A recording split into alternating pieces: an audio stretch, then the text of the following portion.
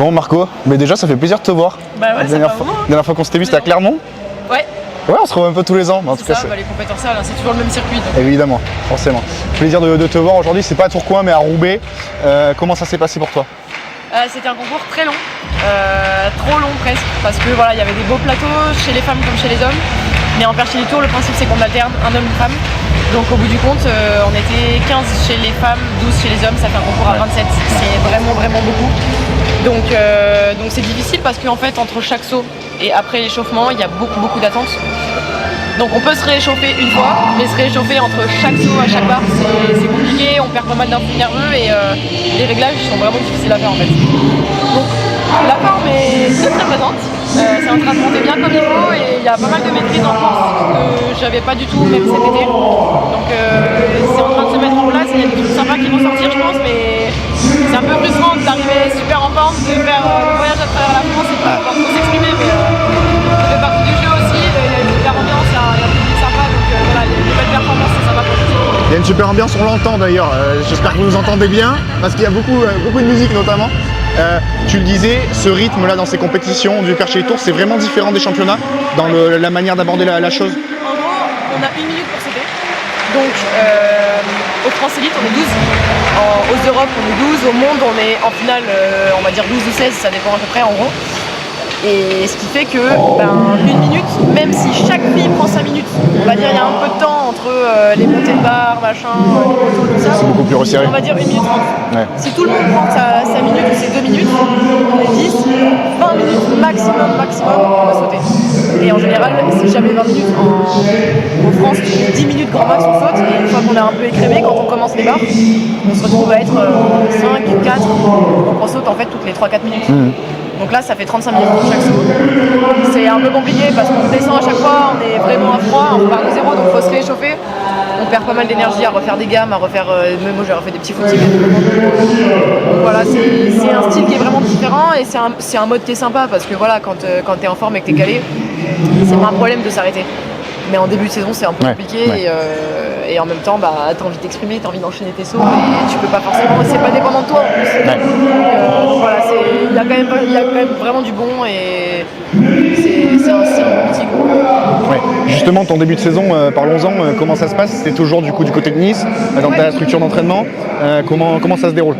Je suis toujours sur Nice avec Sébastien Reiserberg, mon entraîneur, et là on a Val qui saute avec nous, sur Toulon, il s'entraîne avec nous quand on saute. Après c'est quand même Seb qui fait tous ses plans, mais du coup c'est sympa parce que les séances de saut je suis pas toute seule. Et on a Pierre Varela-Fé qui saute aussi, qui est de Monaco et qui saute avec nous et qui fait là quasiment toutes les séances avec nous. Donc c'est sympa, je suis pas toute seule à l'entraînement, c'est des mecs qui me tirent, donc c'est quand même entraînant, c'est sympa. Et puis après, Seb, tout le temps, lui il a arrêté de travailler, donc il est vraiment à 100% que dans l'entraînement, il a toutes les compétitions, il part en stage avec nous. Ça c'est un vrai plus. Ça c'est vraiment un vrai plus et ça change pas mal de choses. Ouais. On en parlait la dernière fois, je trouve que c'est important d'en parler aussi. Tu ne fais pas que de la perche, tu es loin de là même, tu es à fond dans les études, toujours à médecine. Ouais, je suis en 5e année. Comment ça se passe l'évolution, comment ça se passe? Je suis en 5e année, l'année dernière j'ai validé mes partiels mais j'ai eu quand même un rattrapage. J'ai fait pendant les mondes des rattrapages. Donc à 1h du matin à Eugene, il était 9h en France. Envoyez ça si vous suivez Margot sur Instagram, vous le voyez. Ouais, pour regarder les stories, c'est toujours un peu l'aventure. Ma vie c'est l'aventure en fait, j'ai l'impression que vraiment ma vie c'est l'aventure, c'est du bricolage. Ouais. Mais ouais non ça va, c'est cool, ils m'ont aménagé pas mal de choses, les stages c'est mieux aménagé qu'avant. Les partiels c'est mieux aménagé aussi, donc là c'est sympa, je bosse et je suis carrément là-bas parce que je me suis prise un peu tard, mais ça va le faire. Ouais, parce qu'on comprend que tu as pas mal de choses de prévues en dehors. Les prochaines échéances pour toi? Ostrava la semaine prochaine, après c'est Bercy. Ouais, le meeting de Paris. À voir parce que les derniers meetings, si j'ai besoin de faire Liévin, j'irai à Liévin et en fonction des résultats de Ostrava et de Bercy, on ira peut-être plutôt dire de France, je ne sais pas encore. Ok.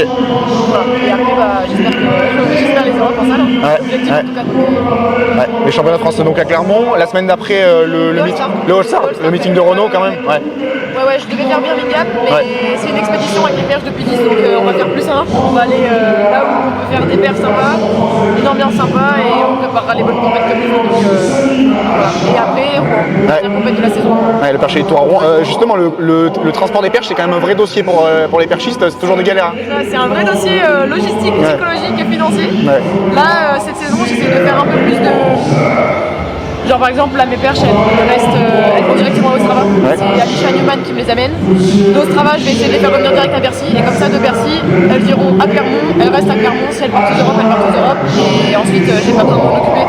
Parce que sinon c'est à chaque fois arriver 2 heures en avance à l'aéroport, c'est perdre du temps et de l'énergie parce que mine de rien c'est quand même pas mal d'énergie de travailler. Donc voilà, là j'essaie de faire un peu plus comme ça.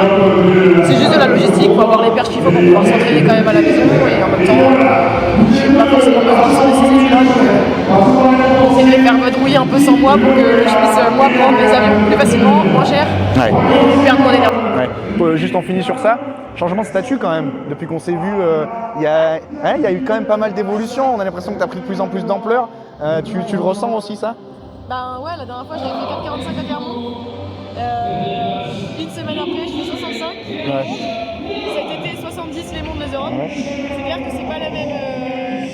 C'est pas le même niveau, c'est un autre monde. Franchement, autant sur les performances que sur c'est un autre monde. Et au niveau média, on sent que c'est pas la même chose, au niveau des sponsors, c'est pas la même chose non plus.